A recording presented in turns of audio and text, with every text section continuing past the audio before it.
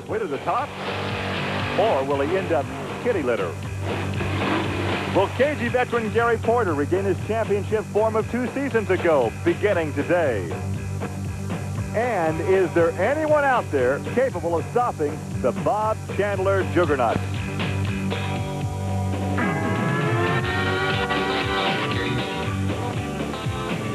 This is Trucks and Tractor Power, featuring the all-stars of the 4-wheel and off-road Jamboree Spring Nationals.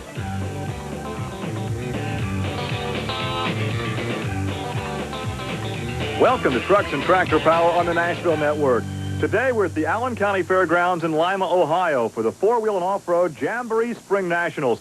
Hi everybody, I'm Gary Lee. Well, another question we have is what hand Mother Nature will play in today's competition. It's wet, it is soggy in the Buckeye State. It's raining outside, so I've moved inside a remote facility. And of course, the weather will add to the treachery of the monster truck competition. But right now, let's go trackside to my colleague, Army Armstrong, who's in a position to survey our rather sloppy track conditions.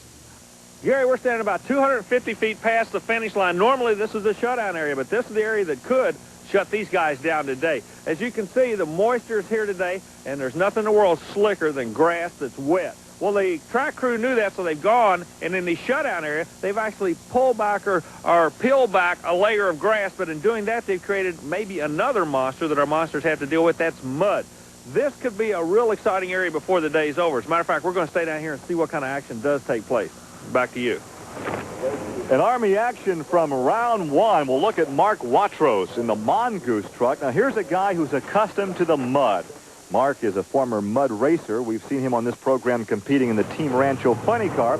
Watros is now getting into monster truck racing in a Ford he calls the Mongoose. And here in round 1, he takes on David Morris in the Equalizer. Watros shows he may be a player to be reckoned with down the road. But right now, David Morris is showing why he's one of the top drivers in the country. I'll tell you what, the old Mongoose ran him a good little race down there, though. Morris yeah, he could be a factor in the future. Yeah, definitely that. Another newcomer to this circuit is Alan Pizzo. He's got a great-looking truck called the Predator. Now, Alan's had a rough go so far here in Lima. During the first day of qualifying, Pizzo would sustain heavy rear-end damage with this very tough landing. Watch, right here. Oops, there goes the suspension. Now, he qualified for today's race. Now, in round 1, Pizzo in the near lane taking on Mark Hall, and it appears as if the same thing happens again. You can watch Mark Hall in that slick shutdown area. All kinds of action here. There goes the suspension, and there goes Mark out through some very wet grass. See, Gary, that's exactly what we were talking about, and as you well know, boy, you're not going to find anything in the world slicker than wet grass. Meanwhile, major suspension problems with that vehicle. Yeah, it's been an expensive weekend for Alan Pizzo and the Predator.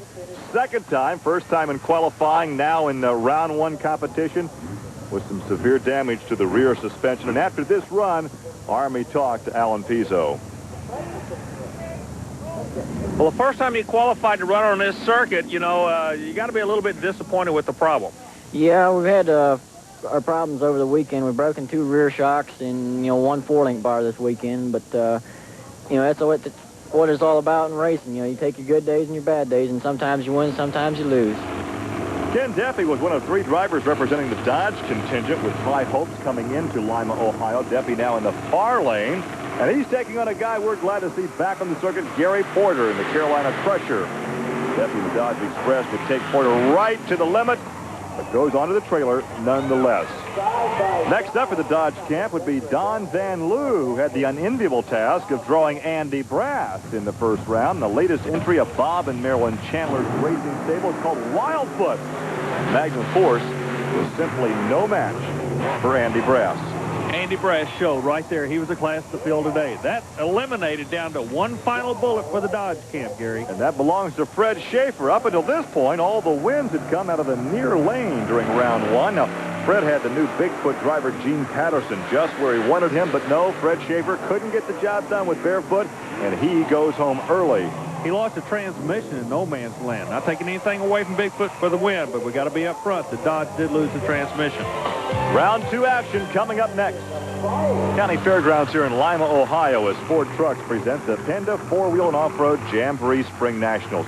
It's a part of the B.F. Goodrich Performance Racing Series. Hi, everybody. Gary Lee along with Army Armstrong as we take a look now at round 2 competition That will be Wildfoot against the Carolina Crusher, Equalizer against Tropical Thunder. The Executioner is in against Bigfoot because the Predator broke. So there is a look at your second-round competition. The fast loser will advance to the semi. Gary, I really like the way that these pairings are at the Jamboree. The fan that buys a ticket constantly gets to see side-by-side racing.